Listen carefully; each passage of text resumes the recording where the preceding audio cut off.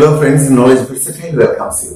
আজ আমরা একটা গুরুত্বপূর্ণ ইউজ শিখতে চলেছি, যেটা হচ্ছে লেট অ্যালোন। লেট অ্যালোন এর ব্যবহার আমরা কখন করব, আর লেট অ্যালোন ব্যবহার করলে বাক্যে কি ধরনের সেন্স ক্রিয়েট করা যায়। তো চলো মূল আলোচনায় চলে আসি। লেট অ্যালোন, মনে রাখবে লেট অ্যালোন এটা কোথাও থাকলে আমাদের বুঝতে কিন্তু অসুবিধা হয় যে লেট অ্যালোনের মানে কি। এর মানেটা কি আমরা এখনই জেনে নিচ্ছি। লেট অ্যালোন এটা যেখানেই থাকবে বুঝে যাবে এর অর্থটা, সেন্সটা কিছুটা এরকম, ভাবাই যায় না, ছেড়েই দাও, দূরের কথা। বুঝতে একটু অসুবিধা হচ্ছে, ব্যাপারটা কিছুটা এরকম। সে তো হাঁটতেই পারে না, দৌড়ানোর কথা তো ছেড়েই দাও। সে তো পড়তেই পারে না, লেখার কথা তো ছেড়েই দাও। সে তো 1 টাকাও খরচ করে না, 1000 টাকা খরচ করার কথা তো ছেড়েই দাও। এই ধরনের সেন্স ক্রিয়েট করার জন্য কিন্তু আমরা লেট অ্যালোনের ব্যবহার করি। এক্ষেত্রে ভাবাই যায় না, ছেড়েই দাও, দূরের কথা, এই টার্মটার জন্য আমরা ব্যবহার করব লেট অ্যালোন। এক্ষেত্রে বাক্যের একটা পার্ট সাধারণত নেগেটিভ হয়, কিন্তু নেগেটিভ যে করতেই হবে এমন নয়, সাধারণত নেগেটিভ হয়। আমরা এবার এক্সাম্পলের মাধ্যমে দেখব।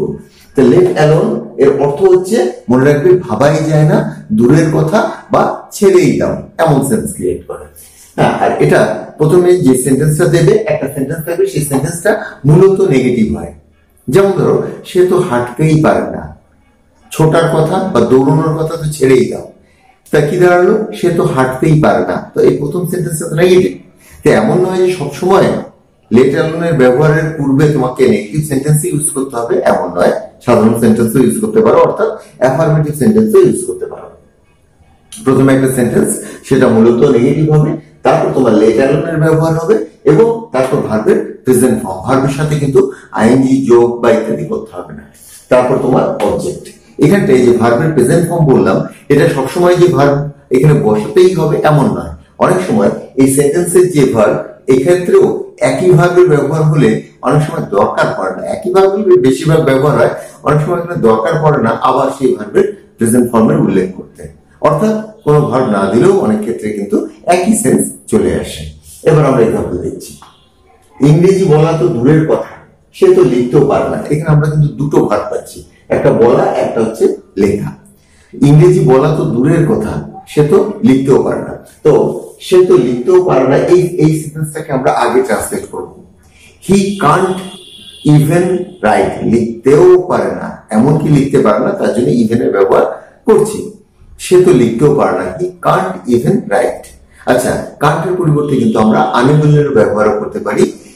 He is unable to right, he is even unable two right, এই ধরনের সেন্সও দিতে পারি। যাই হোক, আমরা এই দ্বিতীয় পার্টটাকে আগে ট্রান্সলেট করব।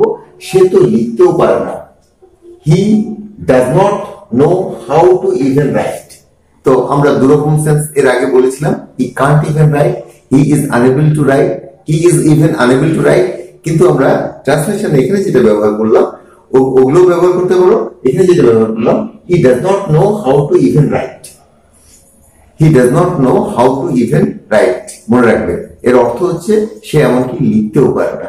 He doesn't know how to even right, let alone speak English. এরকম স্পিক যেটা ভার্বের প্রেজেন্ট ফর্ম হলো, লেট অ্যালোন স্পিক ইংলিশ। অর্থাৎ ইংরেজিতে কথা বলার, ইংরেজি বলার কথা তো ছেড়েই দাও। লেট অ্যালোন মানে ছেড়েই দাও, স্পিক ইংলিশ, ইংরেজিতে কথা বলা। ক্লিয়ার? তারপরে এক্সাম্পলটা দেখো।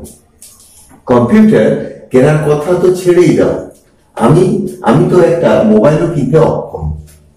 কম্পিউটার কেনার কথা তো ছেড়েই দাও, আমি তো একটা মোবাইল কিনতেও অক্ষম, বা মোবাইল কেনার ক্ষমতাও আমার নেই। কম্পিউটার কেনার কথা তো ছেড়ে দাও। তো আমাকে প্রথমে বলতে হবে আমি তো একটা মোবাইল কিনতেও অক্ষম। এখানে বলতে পারো I am unable to buy, I am even unable to buy a mobile, বা I can't even buy a mobile. এই ধরনের সেন্স দিয়ে তোমাকে শুরু করতে হবে, বা সেন্টেন্স দিয়ে তোমাকে শুরু করতে হবে। আমি এখানে আই এম আনএবল দিয়ে ব্যবহার করেছি, শুরু করেছি।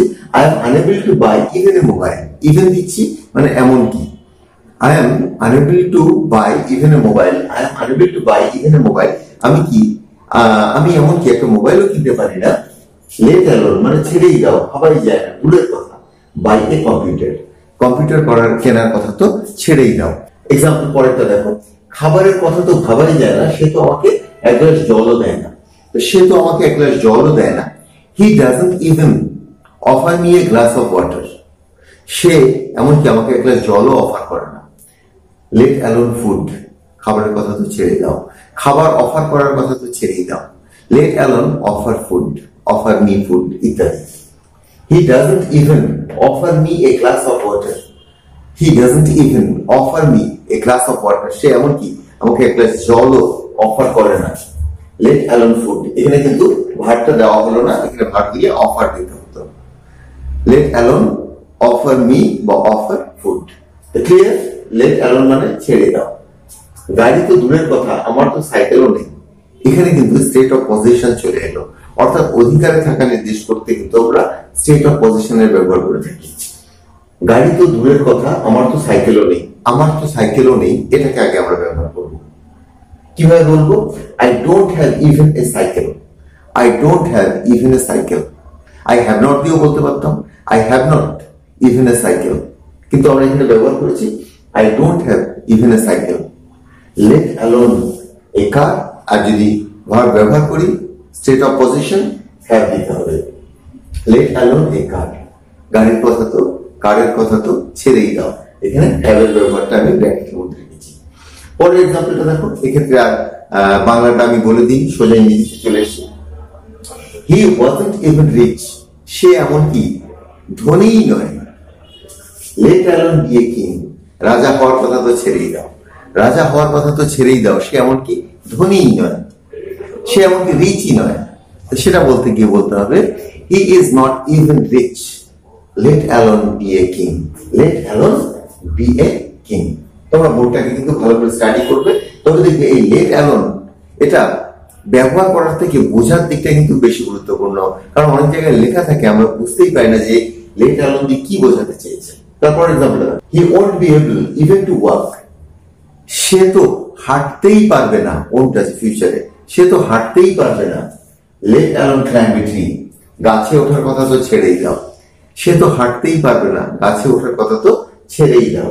লেট অ্যালোন ক্লাইম্ব, ক্লাইম্ব মানে কিন্তু গাছে চড়া বা কোনো কিছু বেয়ে ওঠা, এটা প্রেজেন্ট ইনডেফিনিট রয়েছে বা ভার্বের প্রেজেন্ট ফর্ম রয়েছে।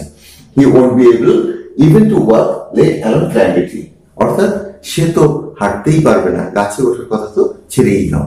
তো আজকের আলোচনা এখানে শেষ করছি। আজ তোমরা দেখলে লেট অ্যালোন বাক্যে কিভাবে ব্যবহার করতে হয়, আর লেট অ্যালোনের অর্থ হচ্ছে কি, ভাবাই যায় না, দূরের কথা, ছেড়েই দাও ইত্যাদি।